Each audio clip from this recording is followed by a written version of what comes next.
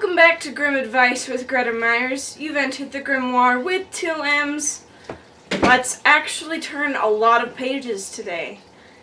I would like to apologize for yesterday. Things got out of hand, and by the time I got home, my SD cards weren't clear enough for the story, and I just didn't have it in me to even try. It was so late.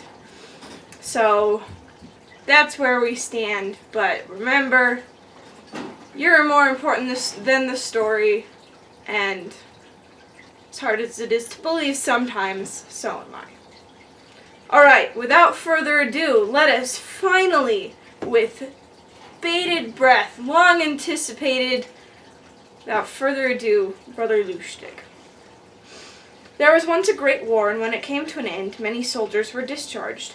Then Brother Lustig also received his dismissal, and besides that, nothing but a small loaf of bread and 4 kreutzers in money, with which he departed. St. Peter had, however, placed himself in his way in the shape of a poor beggar, and when Brother Lustig came up, he begged alms of him. Brother Lustig replied, "Dear beggar, what am I to give you? I have been a soldier and have received my dismissal, and have nothing but this little loaf of bread and 4 kreutzers of money, and when that is gone, I shall have to beg as well as you. Still, I will give you something." Thereupon he divided the loaf into 4 parts, and gave the apostle one of them, and a kreutzer likewise. St. Peter thanked him, went onwards, and threw himself again in the soldier's way as a beggar, but in another shape, and when he came up, begged a gift of him as before. Brother Lustig spoke as he had done before, and again gave him a quarter of the loaf and 1 kreutzer. St. Peter thanked him and went onwards, but for the 3rd time placed himself in another shape as a beggar on the road, and spoke to Brother Lustig. Brother Lustig gave him also the 3rd quarter of bread and the 3rd kreutzer. St. Peter thanked him, and Brother Lustig went onwards, and had but a quarter of the loaf and 1 kreutzer. With that he went into an inn, ate the bread, and ordered 1 kreutzer's worth of beer. When he had had it, he journeyed onwards, and then St. Peter, who had assumed the appearance of a discharged soldier, met and spoke to him thus: "Good day, comrade. Can you not give me a bit of bread and a kreutzer to get a drink?" "Where am I to procure it?" answered Brother Lustig. "I have been discharged, and I got nothing but a loaf of bread and 4 kreutzers in money. I met 3 beggars on the road, and I gave each of them a quarter of my bread and 1 kreutzer. The last quarter I ate in the inn, and had a drink with the last kreutzer. Now my pockets are empty, and if you also have nothing, we can go begging together." "No," answered St. Peter, "we need not do that. I know a little about medicine, and I will soon earn as much as I require by that." "Indeed," said Brother Lustig, "I know nothing of that, so I must go and beg alone." "Just come with me," said St. Peter, "and if I earn anything, you shall have half of it." "All right," said Brother Lustig, and so they went away together. Then they came to a peasant's house inside, which they heard loud lamentations and cries. So they went in, and there the husband was lying sick unto death, and very near his end his wife was crying and weeping quite loudly. "Stop that howling and crying," said St. Peter. "I will make the man well again." They took a salve out of his pocket and healed the sick man in a moment, so that he could get up and was in perfect health. In great delight the man and his wife said, "How can we reward you? What shall we give you?" But St. Peter would take nothing, and the more the peasant folks offered him, the more he refused. Brother Lustig, however, nudged St. Peter and said, "Take something. Sure enough, we are in need of it." At length the woman brought a lamb and said to St. Peter that he really must take that, but would not. Then Brother Lustig gave him a poke in the side and said, "Do take it, you stupid fool, we are in great want of it." Then St. Peter said at last, "Well, I will take the lamb, but I won't carry it. If you insist on having it, you must carry it." "That is nothing," said Brother Lustig. "I will easily carry it," and took it on his shoulder. Then they departed and came to a wood. But Brother Lustig had begun to feel the lamb heavy, and he was hungry. So he said to St. Peter, "Look, that's a good place. We might cook the lamb there and eat it." "As you like," said St. Peter, "but I can't have anything to do with the cooking. If you will cook, there is a kettle for you, and in the meantime I will walk about a little until it is ready. You must, however, not begin to eat until I have come back. I will come at the right time." "Well, go then," said Brother Lustig. "I understand cookery. I will manage it." Then St. Peter went away, and Brother Lustig killed the lamb, lighted a fire, threw the meat into the kettle, and boiled it. The lamb was, however, quite ready, and the apostle Peter had not come back, so Brother Lustig took it out of the kettle, cut it up, and found the heart. "That is said to be the best part," said he, and tasted it, but at last he ate it all up. At length St. Peter returned and said, "You may eat the whole of the lamb yourself. I will only have the heart. Give me that."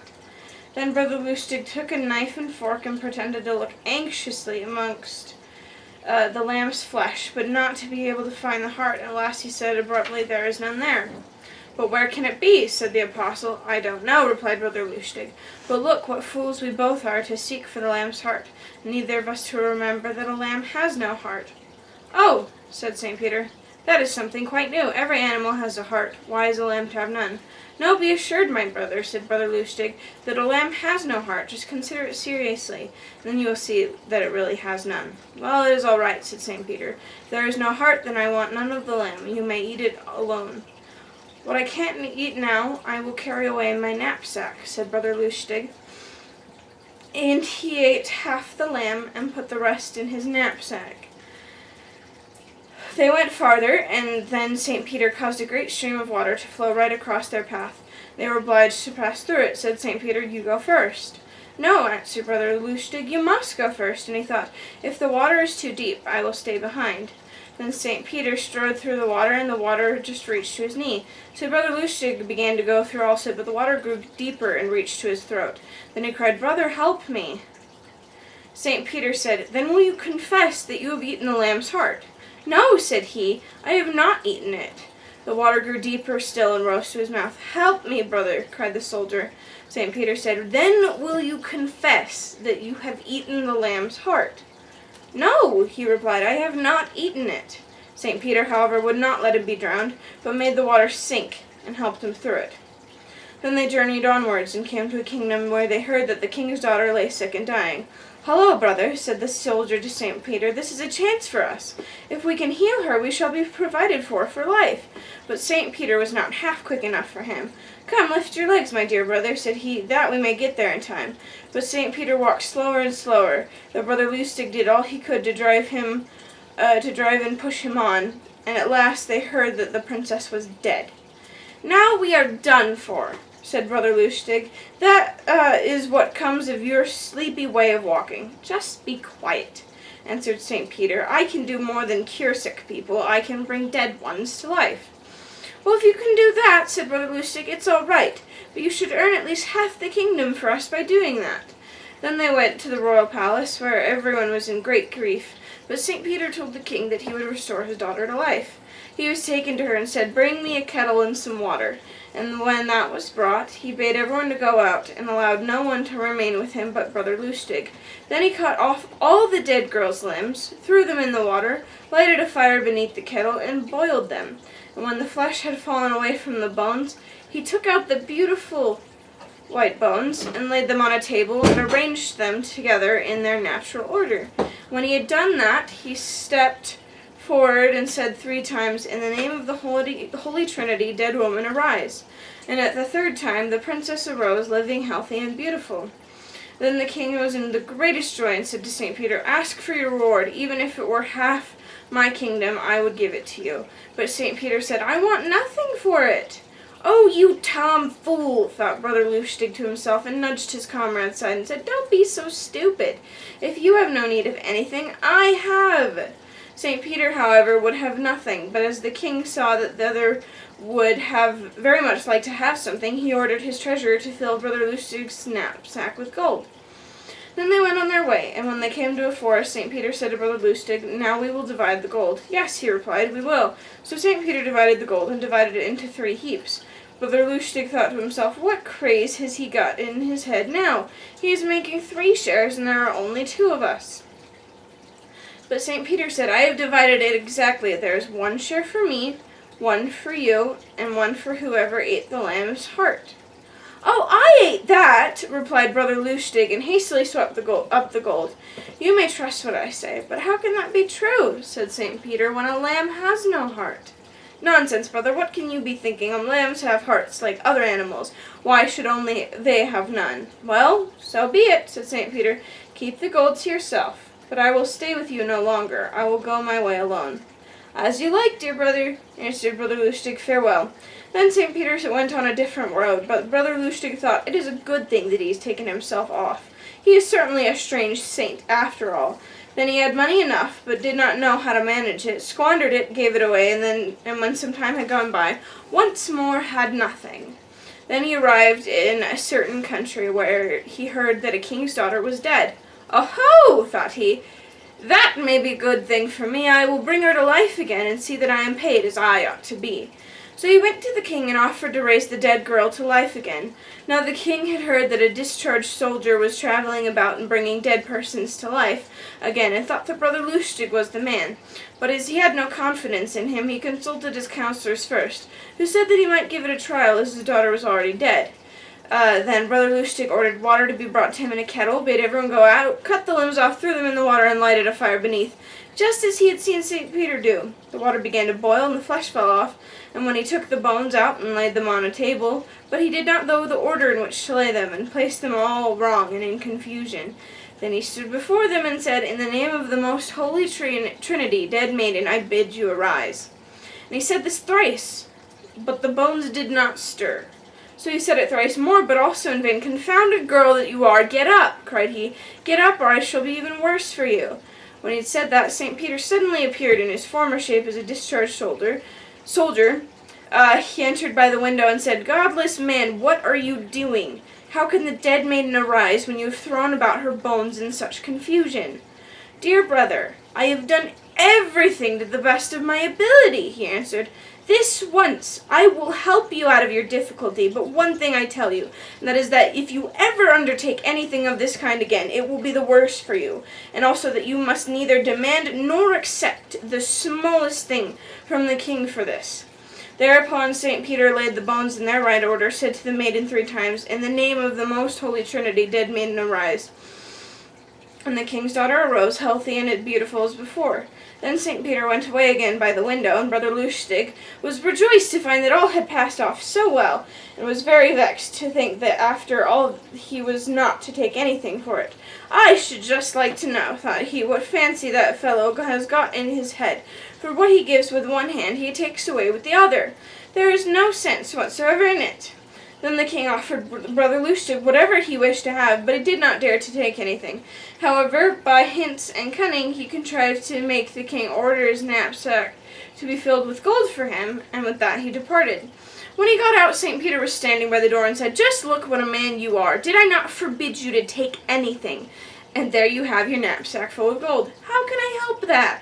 answered Brother Lustig, "if people will put it in for me." "Well, I tell you this, if you ever set about anything of this kind again, you shall suffer for it." Brother, have no fear. Now I have money, why should I trouble myself with washing bones?" "Faith," said St. Peter, "the gold will not last a long time. In order that after this you may never tread in unlawful paths, I will bestow on you, or my knapsack, this property, namely, that whatever you wish to have inside it shall be there. Farewell, you will now never see me again." "Goodbye," said Brother Lustig, and thought to himself, "I am very glad you have taken yourself off, you strange fellow. I shall certainly not follow you." But of the magical power which had been bestowed on his knapsack he thought no more. Brother Lustig travelled about with his money, and squandered and wasted what he had as before. When at last he had no more than 4 kreutzers, he passed by an inn and thought the money must go, and ordered 3 kreutzers worth of wine and 1 kreutzer's worth of bread for himself. As he was sitting there drinking, the smell of roast goose made its way to his nose. Brother Lustig looked about and peeped, and saw that his host had 2 geese standing in the oven. Then he remembered that his comrade had said that whatever he wished to have in his knapsack should be there. So he said, "Oh ho, I must try that with the geese." So he went out, and when he was outside the door, he said, "I wish those 2 roasted geese out of the oven and in my knapsack." And when he had said that, he unbuckled it and looked in, and there they were inside it. "Ah, that's right," said he, "now I am a made man," and went away to a meadow and took out the roast meat. When he was in the middle of his meal, 2 journeymen came up and looked at the second goose, which was not yet touched, with hungry eyes. Brother Lustig thought to himself, "One is enough for me," and called the 2 men up and said, "Take the goose and eat it to my health." They thanked him, and went with it to the inn, and ordered themselves half a bottle of wine and a loaf, took out the goose which had been given them, and began to eat. The hostess saw them and said to her husband, "Those 2 are eating a goose. Just look and see if it is not one of ours out of the oven." The landlord ran over, and behold, the oven was empty. "What?" cried he. "You thievish crew, you want to eat goose as cheap as that? Pay for it this moment, or I will wash you well with green hazel sap." The two said, "We are no thieves. A discharged soldier gave us this goose.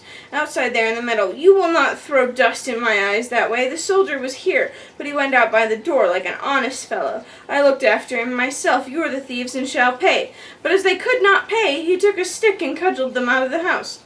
Brother Lustig went his way and came to a place where there was a magnificent castle, and not far from it a wretched inn. He went to the inn and asked for a night's lodging, but the landlord turned him away, said, "There is no more room here, the house is full of noble guests." "It surprises me that they should come to you and not go to that splendid castle," said Brother Lustig.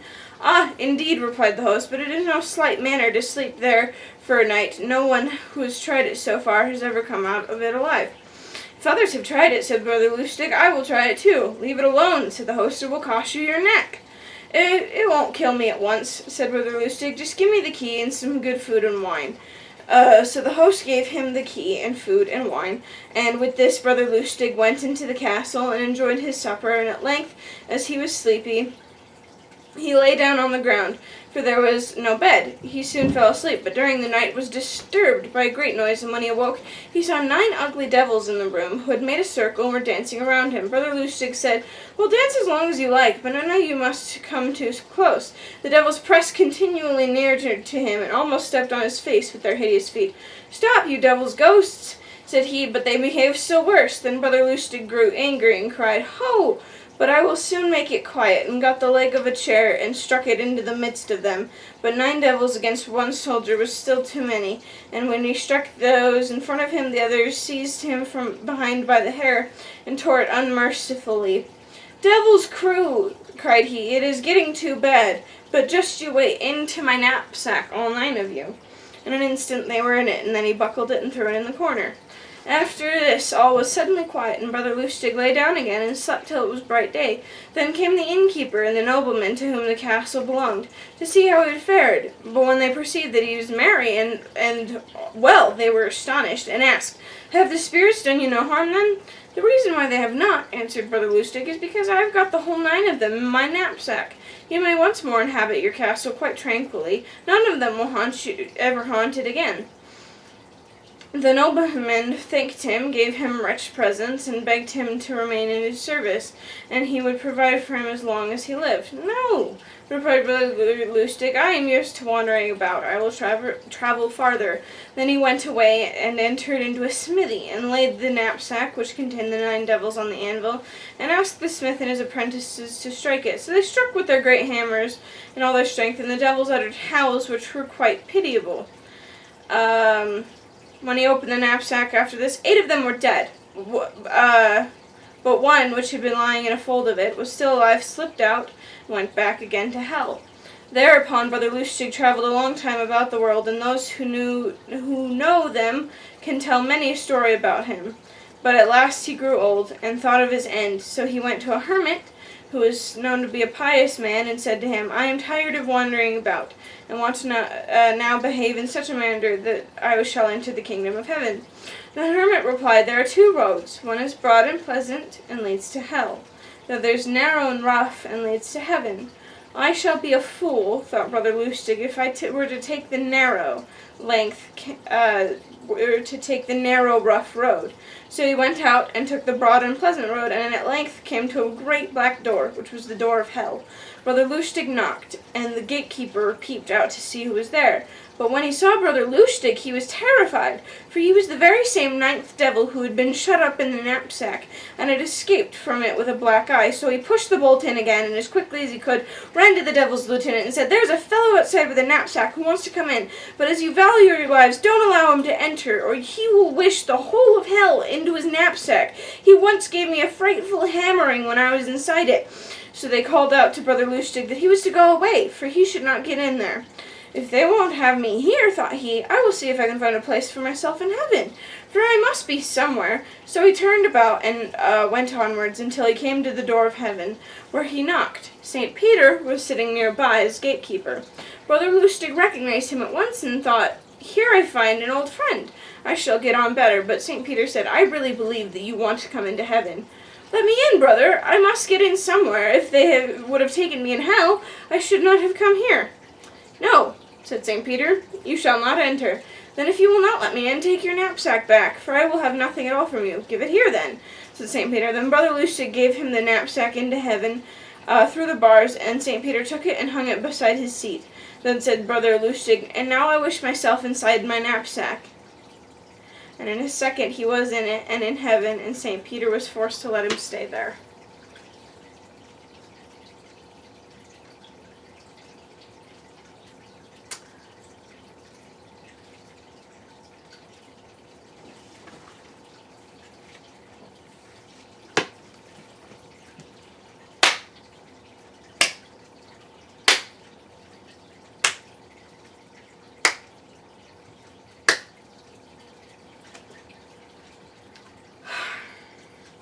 Got a couple things to say. First off, be smart with your money. Like, he had so much gold.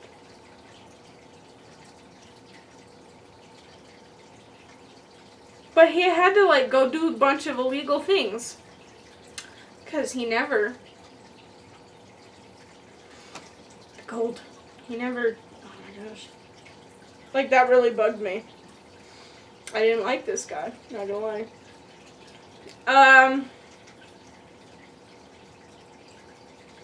Okay. So be smart with your money, please. Please learn to be smart with your money now before you have, like, piles of gold. And you're like, I will always have gold. Take the gold. I don't care. And then you're in trouble. Second off, make sure you really understand what's being taught before you try it. I don't care if it's in chemistry class, English class, other classes, by a friend, driving. I don't care. Cause you can't raise a girl from the dead if you do not know the order in which her bones go.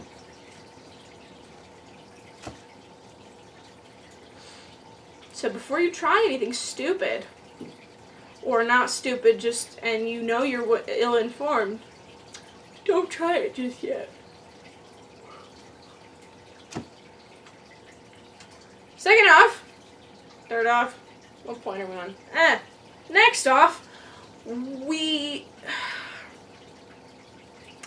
panic lie. How many times does this come up where it's like, I know what you did, and they're like, what? No, never. Like, he had so many times. Like, and it's stupid. Like, okay, I understand. I've done this. Like, when you're stuck in that lie, you're scared, you get scared, and then you vibe, and you're like, no, I'm just gonna double down. Triple, quadruple, 5 times. You just keep doubling down on the lie because you're scared. But he almost drowned in a river because of it. St. Peter, like, basically hates his guts. He's like, you lied to me. You said the lamb didn't have a heart. He's like, what? No, never did that.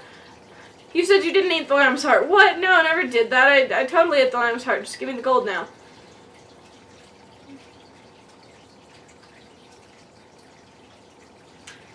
Don't panic lie. Don't do it. Don't do it. Okay.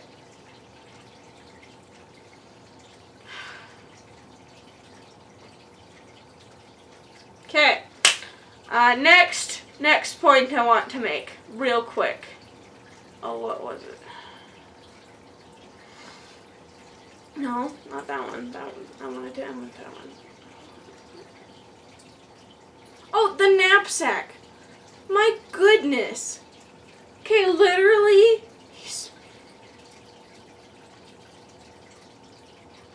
As someone who runs a puzzle-based game, this is exactly something that I can see happening if I were to introduce this knapsack. Because I expected him to be like, oh, I can have whatever I want, so I'll just wish for endless money. So I can buy the gooses, or whatever. Or I can wish for something to help me defeat the 9 devils. And then that end bit, where he's like, peace, I'm in my knapsack now.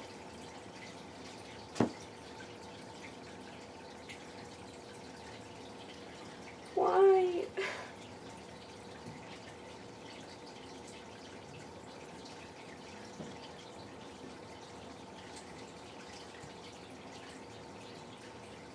But I guess use your gifts to the best of your ability. But also be careful how you use your gifts. I really don't know what to say except for that bugged me. Okay, and lastly, again, like I said it in the very first video, and I've continued to say it, that the Brothers Grimm really wanted to make the point. You do good things, you get rewarded. You do good things, you get rewarded. You do good things happen to you. Like, that is the point they wanted to make in as many fairy tales as possible, because that is the generation they wanted to raise. With their stories. Not literally. I don't think either of them ever got married and had children, but you get my point. Something I want to make with this point, though, is, okay, at the first of the story, I'm like, wow, really impressed with this guy, because he gives up 3/4 of everything he has at that point. 3/4 of everything he has at that point. Just like willingly. Like, he explains to each different beggar and is like, okay, I'll do this. I'll give you something. However, it's not easy for me. Which, honestly, is great. Like, state your boundaries. State, like, it's okay. Like, so long as you're not guilt-tripping them. It's totally fine and often admirable to be like, okay, yeah, I'm here to help you. Like, today's not great for me, but I'm here to help. What can I do? Like, especially as a warning, like, because you're more important than the story. I'm more important than the story. And whether that story be the I'm a good person, I'm going to help people story, it's an excellent idea to be like, okay, today's not the best for me, so I might not be as good of a person to help you right now, but I'm still willing to support you in whatever I'm able to. That's great! Do that! Don't guilt trip them. Because if I find out you did and then you blame me for it, I'm gonna hunt you down. Just kidding. But I will be upset. But, like, state. It's okay to state that it's hard for you. Honestly, that honesty is very much appreciated because people don't do it. And it makes resenting that person a lot harder if they already knew you're having a hard day. Is it possible to still resent that person? Yes. But especially in relationships you want to keep, honesty is so important because relationships end most times due to resentment and contempt. Not anger, not sadness, not mental health. Those can help feed the resentment, but the resentment is what typically ends relationships. So be honest. Be honest. Okay, back to the original point. Dived into the shrubbery of distraction. Yeah. Good thing, you do good things happen to you. Be honest about it and be like, this is not easy for me, and I'm still going to try and be a good person. Even better! So long as you're not guilt-tripping them and don't do that, then you're no longer a good person. That is invalid. Okay, still valid, you're still a good person. You're just making a really dumb decision.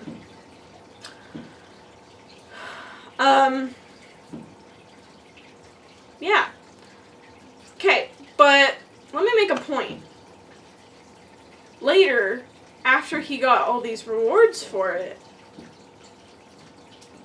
he misused them. He was dumb. He was stupid. He made bad decisions. And then he specifically went against things that were told of him.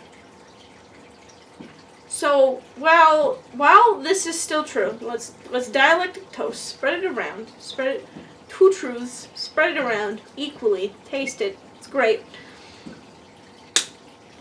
Good things happen to you if you're a good person. No. Well, good things can still happen to bad people. If you do good things happen to you. We can't flip-flop that because that's a whole different meaning. And if you're stupid about the way you use the rewards you're given, that reward can be taken away. Picking up what I'm throwing down there? Still true. Both are true. They're on opposite sides of the piece of toast, but like, spread it around. Doesn't mean they're not both true. Yeah, this was a good story. Very in-depth.